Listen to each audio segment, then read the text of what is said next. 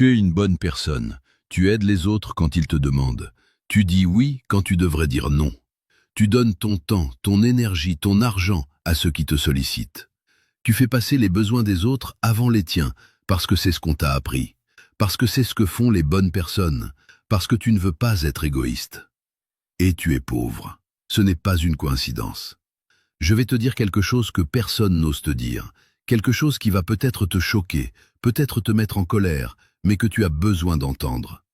Ta gentillesse te détruit. Pas toute ta gentillesse, pas la vraie bonté, mais cette fausse gentillesse que tu confonds avec la vertu, cette incapacité à dire non, cette peur de déplaire, ce besoin maladif d'être aimé par tout le monde. Les Juifs prospères ont compris quelque chose il y a des millénaires que la plupart des gens ne comprendront jamais. Il y a une différence énorme entre être bon et être gentil. La bonté construit des empires, la gentillesse excessive construit des prisons. La bonté crée de la richesse, la gentillesse mal placée crée de la pauvreté. Shalom, je suis le rabbin Joseph, et aujourd'hui je vais te révéler l'erreur de la gentillesse qui te garde pauvre, et comment les Juifs prospères pratiquent une forme de bonté complètement différente qui attire l'abondance au lieu de la repousser. Laisse-moi te poser quelques questions, et je veux que tu répondes honnêtement, même si les réponses te font mal. Combien de fois cette semaine as-tu dit oui alors que tu voulais dire non? Combien de fois as-tu accepté de faire quelque chose pour quelqu'un alors que tu n'avais ni le temps ni l'énergie? Combien de fois as-tu prêté de l'argent à quelqu'un dont tu savais au fond de toi qu'il ne te rembourserait jamais? Combien de fois as-tu travaillé gratuitement, ou presque, parce que tu ne voulais pas paraître avide? Combien de fois as-tu laissé quelqu'un profiter de toi parce que tu avais peur de la confrontation? Sois honnête. Si tu as répondu plus d'une fois à ces questions, tu souffres de ce que j'appelle le syndrome de la fausse gentillesse. Et ce syndrome te coûte une fortune, pas seulement en argent, mais en temps, en énergie, en opportunités perdues, en respect de toi-même. Le Talmud contient un enseignement qui choque beaucoup de gens quand ils l'entendent pour la première fois. Celui qui est miséricordieux envers les cruels finira par être cruel envers les miséricordieux. Réfléchis à cette phrase pendant une seconde. Quand tu donnes ta gentillesse, ton temps, ton argent à des gens qui n'en sont pas dignes, qui en abusent, qui te prennent pour un idiot, tu n'as plus rien à donner à ceux qui le méritent vraiment. Ta famille souffre parce que tu as donné ton énergie à des étrangers ingrats. Tes vrais amis sont négligés parce que tu cours après l'approbation de gens qui se fichent de toi. Tes rêves meurent parce que tu passes ton temps à réaliser les rêves des autres. C'est ça, la cruelle ironie de la fausse gentillesse.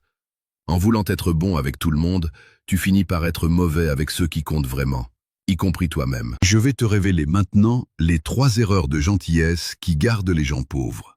3 comportements que tu penses vertueux, mais qui sont en réalité des sabotages financiers déguisés en bonté. La première erreur, c'est l'incapacité de dire non. Tu dis oui à tout parce que tu as peur de décevoir, peur de paraître égoïste, peur qu'on ne t'aime plus si tu refuses. Alors tu acceptes ce projet supplémentaire au travail sans demander d'augmentation. Tu acceptes de prêter ta voiture à ce cousin qui ne prend jamais soin de rien. Tu acceptes d'aider ce collègue qui n'a jamais rien fait pour toi. Tu acceptes,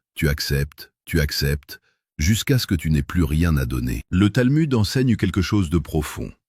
Avant de sauver les autres, assure-toi de ne pas te noyer toi-même. Ton oui a de la valeur uniquement si tu es capable de dire non. Quand tu dis oui à tout, ton oui ne vaut rien. Les gens qui réussissent, les Juifs prospères que j'ai observés pendant des décennies, disent non beaucoup plus souvent qu'ils ne disent oui. Ils protègent leur temps comme un trésor, parce que c'est exactement ce que c'est. Chaque oui à quelque chose d'insignifiant est un non à quelque chose d'important. Demande-toi honnêtement, à quoi as-tu dit oui récemment alors que tu aurais dû dire non? Et qu'est-ce que ce oui t'a coûté en temps, en énergie, en opportunités perdues?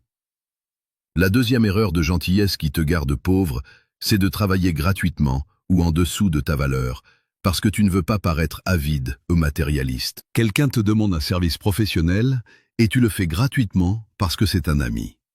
Quelqu'un veut ton expertise et tu la donnes pour presque rien parce que tu ne veux pas être ce genre de personne qui pense à l'argent. Tu négocies ton salaire timidement, tu acceptes le premier chiffre qu'on te propose, tu ne demandes jamais d'augmentation parce que ça te met mal à l'aise. Et tu appelles ça de l'humilité. Tu appelles ça être une bonne personne. Le Talmud appelle ça autre chose, de l'autodestruction déguisée en vertu. Il y a un principe fondamental dans la sagesse juive que peu de gens comprennent.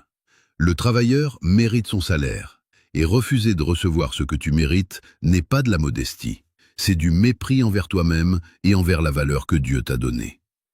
Quand tu travailles gratuitement alors que tu devrais être payé, tu envoies un message à ton cerveau et à l'univers. Mon travail n'a pas de valeur, je ne mérite pas d'être rémunéré, je suis moins important que les autres. Les Juifs prospères comprennent que demander un prix juste pour son travail n'est pas de l'avidité, c'est du respect de soi. Ils ne travaillent jamais gratuitement, sauf pour des causes qu'ils ont choisies consciemment, pas parce qu'ils ont peur de demander de l'argent. Ils négocient fermement, ils connaissent leur valeur et ils n'ont pas honte de la faire respecter. Le sage enseigne, celui qui méprise la valeur de son propre travail enseigne aux autres à la mépriser aussi. La troisième erreur de gentillesse qui te garde pauvre, et c'est peut-être la plus destructrice de toutes, c'est de prêter de l'argent à des gens qui ne le méritent pas. Ce cousin qui te demande toujours de l'argent et qui ne te rembourse jamais. Cet ami d'enfance qui a une nouvelle urgence financière chaque mois. Ce collègue qui a oublié son portefeuille pour la 10e fois. Tu leur donnes, encore et encore, parce que tu es gentil, parce que tu ne veux pas les mettre dans l'embarras, parce que tu te dis que tu aimerais qu'on fasse pareil pour toi si tu étais dans leur situation. Mais réfléchis une seconde. Es-tu vraiment en train de les aider? Ou es-tu en train de financer leur irresponsabilité? Chaque euro que tu leur donnes sans qu'ils le méritent est un euro qui dit « Tu peux continuer à mal gérer ton argent, je serai là pour te sauver ». Tu ne les aides pas, tu les maintiens dans leur pauvreté et tu te ruines en même temps. Le Talmud a une règle claire sur ce sujet. La charité la plus haute est d'aider quelqu'un à devenir indépendant, pas de le rendre dépendant de toi. Donner de l'argent à quelqu'un qui va le gaspiller n'est pas de la générosité, c'est de la complicité dans sa destruction. Donner encore et encore à quelqu'un qui ne fait aucun effort pour changer sa situation n'est pas de la bonté, c'est de l'aveuglement. Les Juifs prospères sont généreux, incroyablement généreux, mais ils sont stratégiques dans leur générosité. Ils donnent à des causes qui créent du changement. Ils aident des gens qui s'aident eux-mêmes. Ils investissent dans des solutions, pas dans des problèmes permanents. Ils savent que donner mal est pire que ne pas donner du tout. Maintenant que tu connais les 3 erreurs, laisse-moi te montrer la différence entre la fausse gentillesse qui appauvrit et la vraie bonté qui enrichit, parce que cette distinction est au cœur de la sagesse juive sur la richesse. La fausse gentillesse vient de la peur. Peur d'être rejeté, peur de déplaire, peur d'être seul, peur d'être jugé. Tu dis oui parce que tu as peur des conséquences du non. Tu donnes parce que tu as peur de ce qu'on pensera de toi si tu refuses. Ce n'est pas de la bonté, c'est de la lâcheté émotionnelle déguisée en vertu.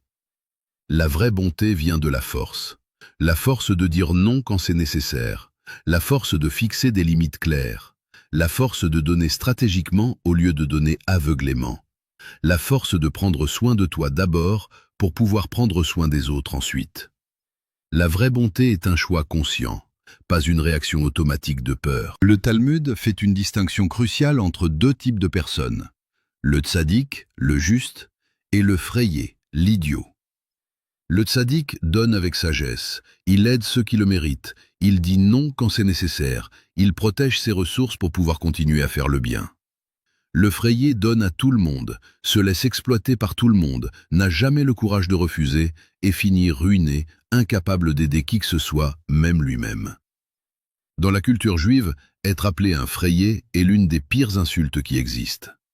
Cela signifie que tu es quelqu'un dont on profite, quelqu'un qui ne se respecte pas assez pour fixer des limites, quelqu'un dont la gentillesse est en réalité de la faiblesse.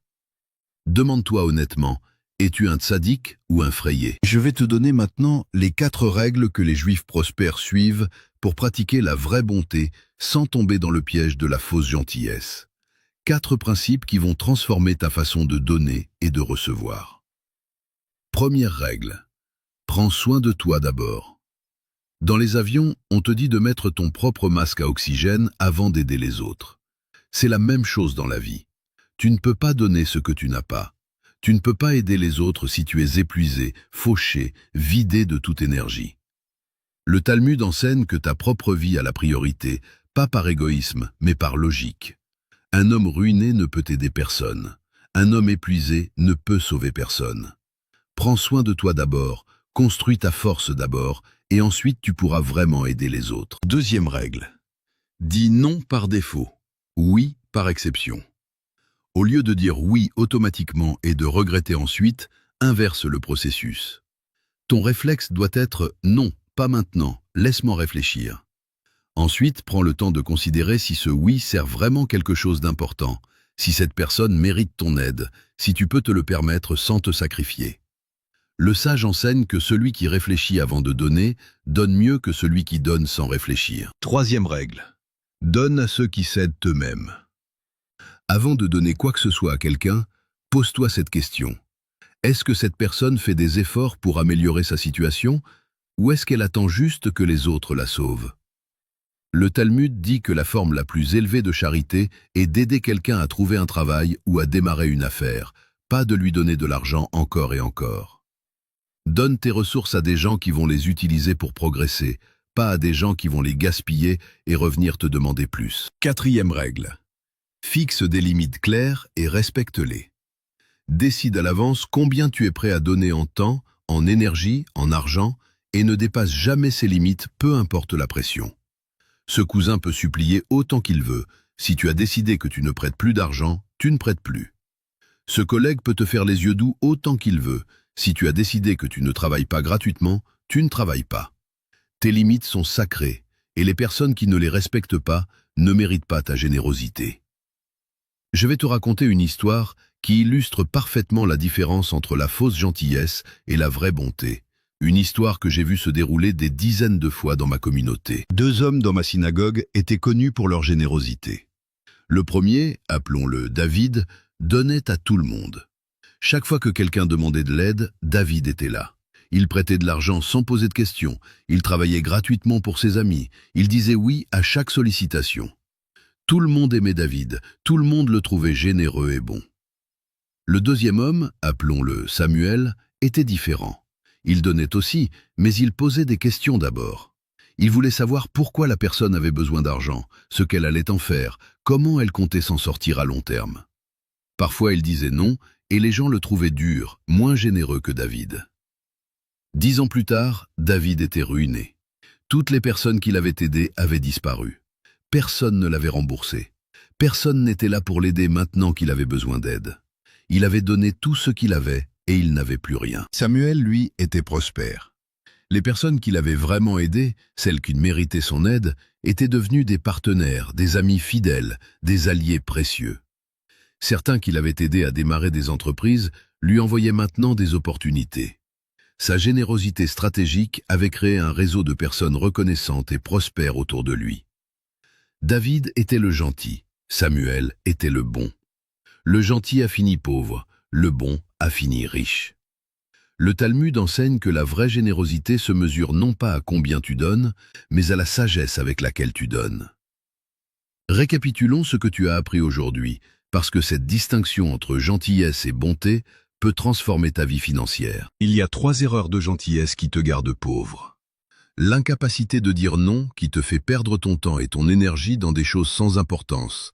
Travailler gratuitement ou en dessous de ta valeur parce que tu as peur de paraître avide. Et prêter de l'argent à des gens qui ne le méritent pas et qui ne te rembourseront jamais. La différence entre la fausse gentillesse et la vraie bonté est fondamentale. La fausse gentillesse vient de la peur et te détruit lentement. La vraie bonté vient de la force et crée de la richesse pour toi et pour les autres. Les 4 règles des Juifs prospères sont « Prends soin de toi d'abord pour pouvoir aider les autres ensuite », dis non par défaut et oui seulement après réflexion, donne à ceux qui s'aident eux-mêmes, pas à ceux qui attendent d'être sauvés, et fixe des limites claires que tu ne dépasses jamais. À partir d'aujourd'hui, je veux que tu te poses une question avant chaque acte de gentillesse. Est-ce que je fais ça par vraie bonté ou par peur? Est-ce que je donne parce que c'est juste ou parce que j'ai peur des conséquences si je refuse? Est-ce que cette personne mérite mon aide ou est-ce qu'elle profite de ma faiblesse? Si la réponse n'est pas claire, la réponse est non. Protège tes ressources, garde ta force, réserve ta générosité pour ceux qui la méritent vraiment. Le monde n'a pas besoin de plus de gens gentils qui se laissent exploiter. Le monde a besoin de gens bons qui ont la force de dire non, la sagesse de donner stratégiquement et les ressources pour faire une vraie différence. Sois bon, pas gentil, et regarde ta vie se transformer. Shalom, et que l'Éternel te donne la force de la vraie bonté.